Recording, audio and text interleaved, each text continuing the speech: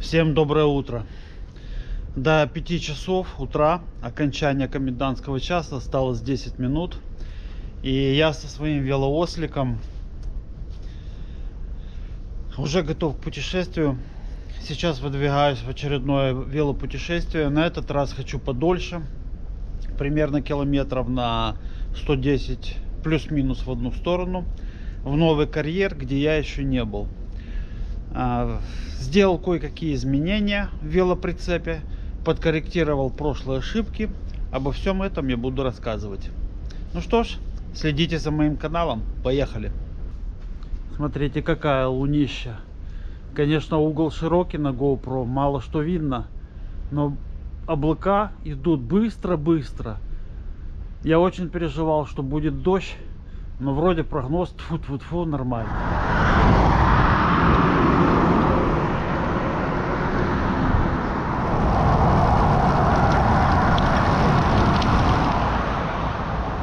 Проехал уже 35 километров. Надо немножко отдохнуть, попить чая, размять ножки.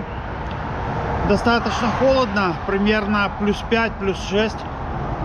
Ну, пара нет, но ощущается.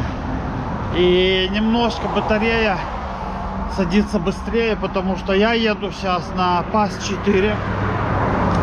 Еду побыстрее со скоростью 22-24 километра в час. Вот, потому что по этой дороге я уже ездил много раз. Ну, ехать медленно я сейчас не вижу уже никакого смысла. Соответственно, батарея расходуется немножко быстрее. Но ничего, у нас есть генератор, которым можно зарядить. Ладно, давайте чайку попьем.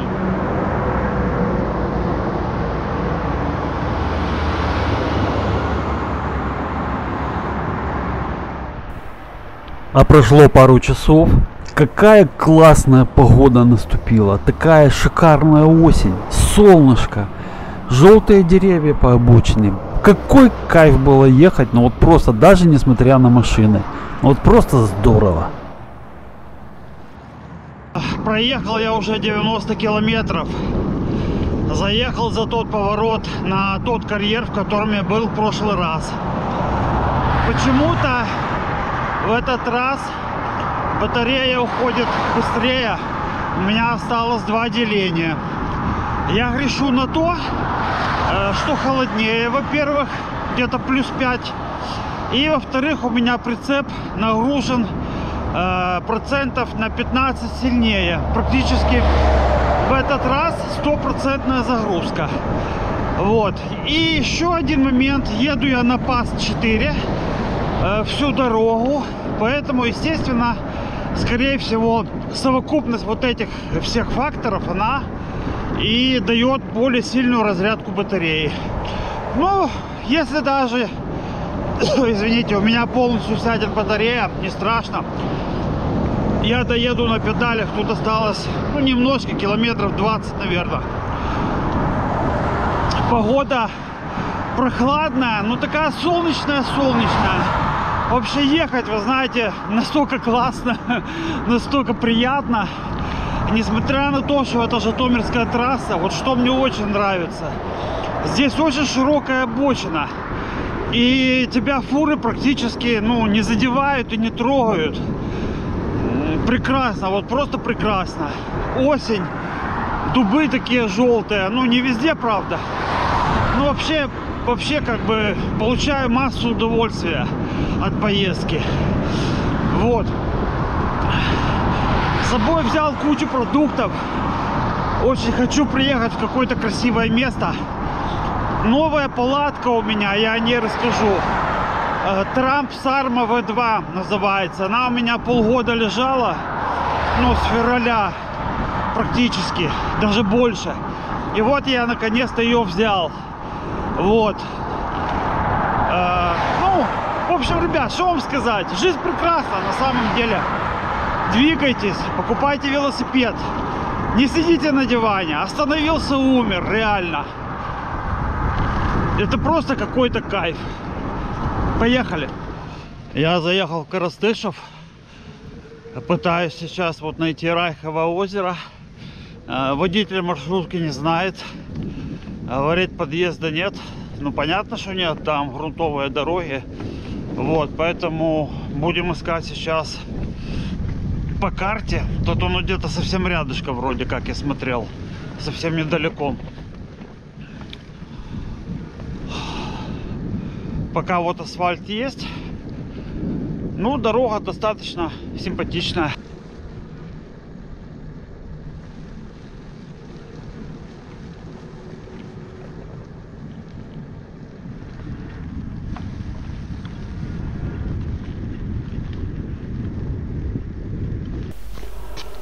В общем, ребят, приехал я на грунтовую дорогу.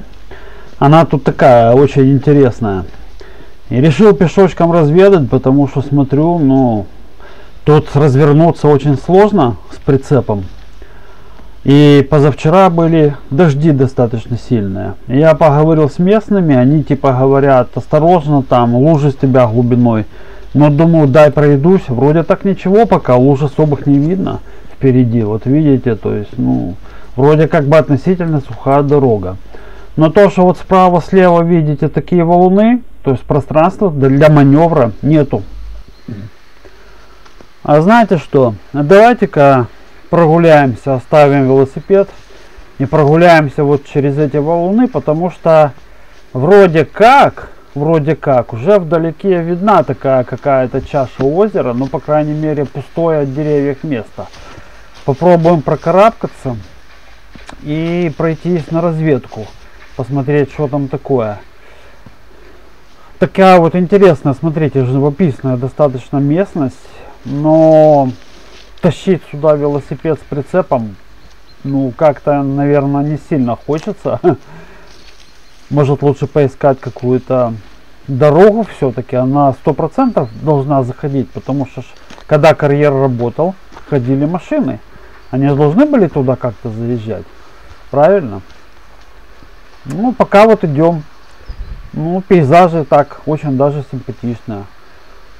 А, вижу, вон вдалеке оно и есть. Нашел я все-таки заезд. Вот он закрыт еще упавшим деревом. Сейчас слева от меня. И камень там положим. Машиной не заедешь, но мотоциклом или на велосипеде вполне можно.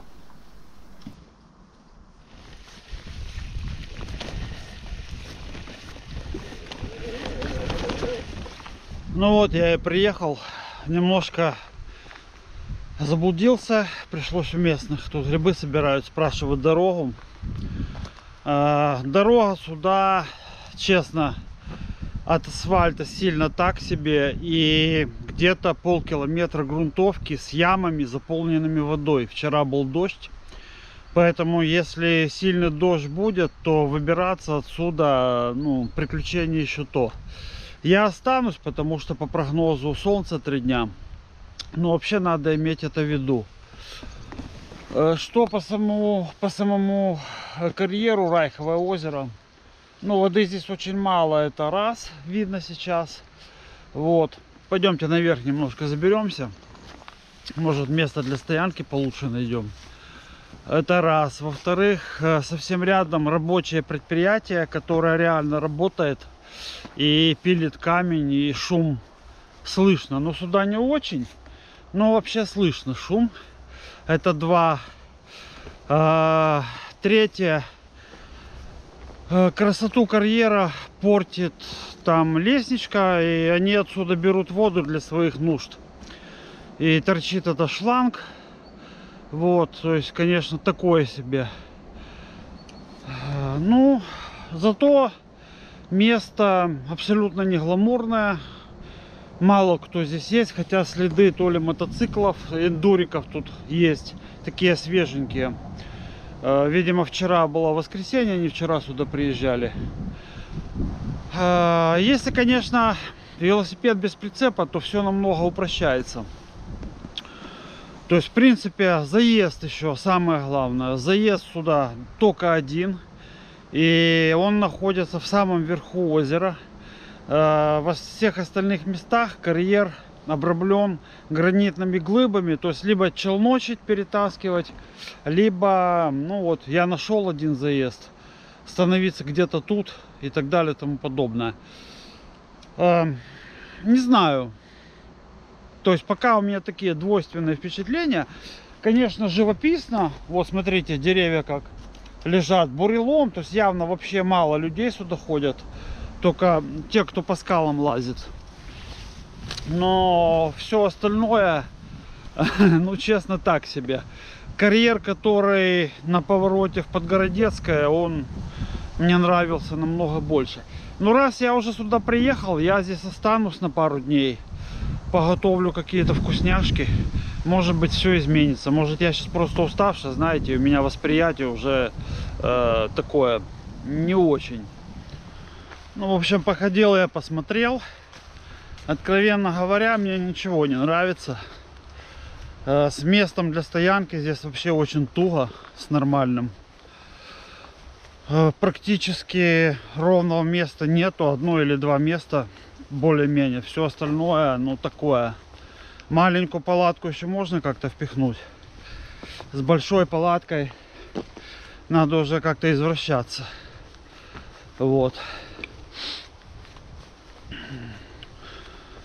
Не хочется мне становиться, конечно, прямо возле въезда, но вот это место, оно единственное более-менее нормальное. Если его окультурить слегка, там подчистить как-то где-то, то тут хоть, ну, полянка какая-то есть. Вот. Можно кинуть палатку.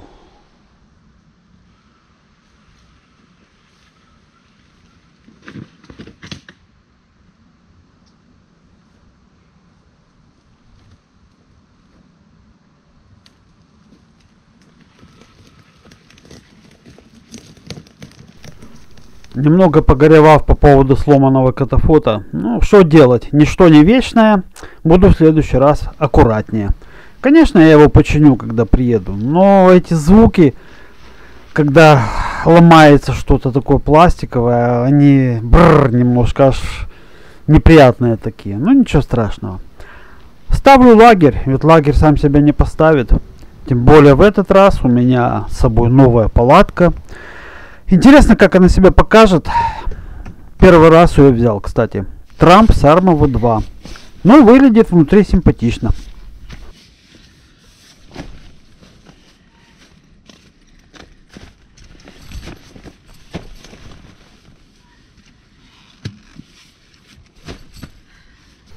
Обязательно нужно смыть грязь с себя после того, как приехал. Если есть возможность, очень советую после поездки где-то искупаться или даже обмыться из бутылки. Ну а потом, если есть возможность, то обязательно развести костер. Это здорово.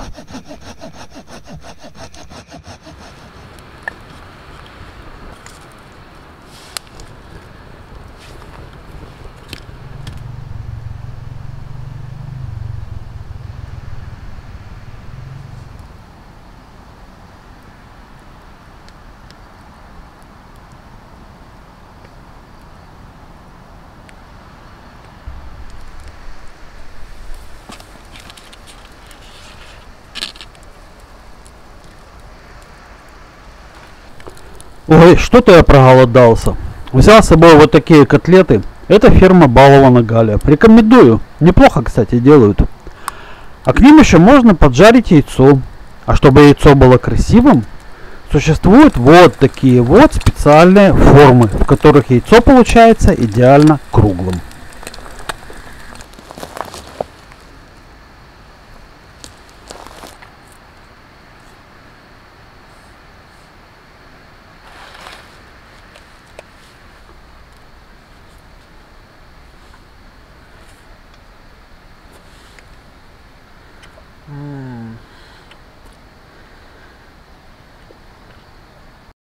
А вечером был костер, пламя которого медленно плясало в наполняющейся темнотой лесу. Ветер стих, и были слышны только потрескивания дров. Даже не хотелось доставать телефон, что-то думать. Полностью очистились мозги.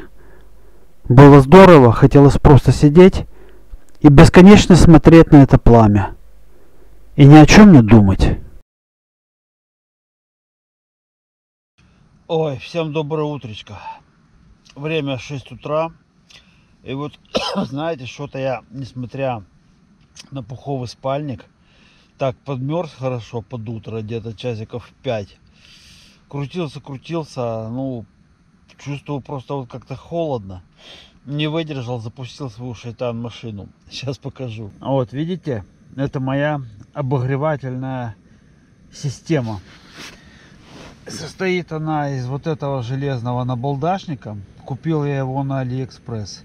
И он просто одевается на горелку. Видите, там красная? Это раскаленная металлическая плита. Получается набалдашник металлический, он нагревается и отдает тепло в палатку. Да, разумеется, я все знаю про угарный газ, безусловно. И что спать с этой штукой нельзя, но вот в данном случае она очень выручает, очень выручает. То есть когда надо реально согреться, вот сейчас я должен вылезти, развести костер. Пока его разведешь, тут я включил буквально полчаса, ну и реально в палатке тепло. И кроме того, вот сзади меня вентиляционное отверстие огромное, видите, то есть тут не замкнутое пространство. Поэтому с соблюдением мер безопасности разумных, я считаю, что вполне неплохая штука. И руки об нее погреть, и реально ты согреваешься. Так что вот так. Ну а потом завтрак. Такой легкий совсем. Пару кусочков тостов. На них сверху пару кусочков сыра. Все это дело подогреть, но не сильно, чтобы сыр не сильно расправился. Поставить столик в красивом месте на краю карьера и неспешно кушать и смотреть по сторонам. Одно из удовольствий путешествия. Пора зарядить мою батарею. У меня есть маленький генератор, это Weekender 950i. К сожалению, он шумит, сделать с этим ничего нельзя. Я буду думать о направлении снижения шума. Ну, пока вот так. Пока заряжается аккумулятор, предлагаю приготовить какую-то вкусняшку. Сегодня это будет картошка с луком, яйцом и натертым сыром. Будет вкусно!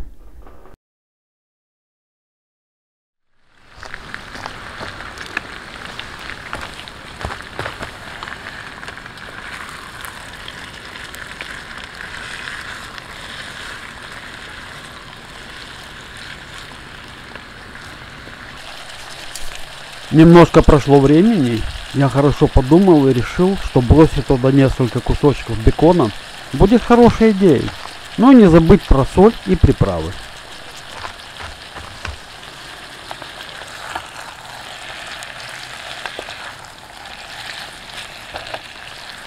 Добавляем по желанию несколько яиц. Я сделал 3, мне этого вполне достаточно. Натираем сыр и сулугуни сверху так хорошо. И вуаля, у нас получается вкуснейший праздничный ужин. А потом можно просто посидеть на берегу карьера и понаблюдать за тем, как колышутся сосны от ветра. Ну что же, пора собираться. Сложена палатка, вещи уложены в велоприцеп, собран мусор. И потихоньку я готовлюсь к выезду. Было здорово. Было просто замечательно. Но я уверен, что будет еще лучше. Мы обязательно будем путешествовать. Несмотря ни на что. Обязательно будем посещать новые места. Обязательно будем радоваться рассветам и закатам. Что бы ни случилось и что бы ни происходило.